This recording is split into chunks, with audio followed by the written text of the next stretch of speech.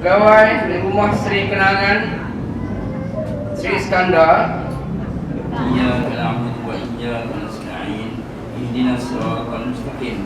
Siratal ladzina an'amta 'alaihim ghairil maghdubi 'alaihim. Wa sallallahu ala sayyidina Muhammadin wa ala alihi wa sahbihi wasallam. Walhamdulillahi rabbil alamin. Warahmatullahi wabarakatuh. Terima kasih kepada pengerusi majlis pada hari ini.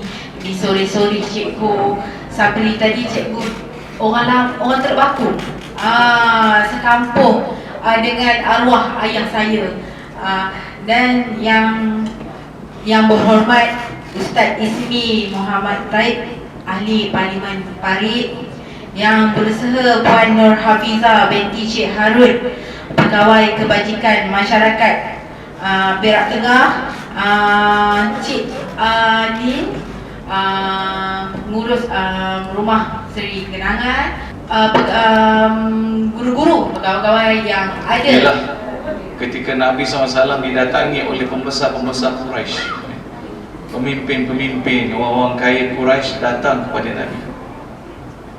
Dan pada masa yang sama, Abdullah ibn Ummi Maktum, seorang yang buta.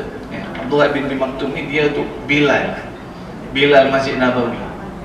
Azan pertama Bilal bin Rabah, muazzin yang pertama. Azan yang kedua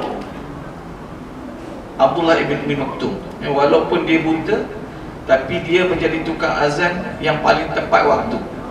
Sebab itu dia dipilih azan yang kedua. Kerana azan pertama ni tak tepat waktu pun tak apa, lebih kurang 1 jam sebelum subuh.